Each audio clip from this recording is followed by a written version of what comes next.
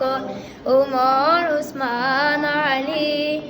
সঙ্গী কেমন হতো দুনয়নে রাসূলুল্লাহ দেখিলে কেমন হতো আমার নবীর যুগে হলে কেমন হতো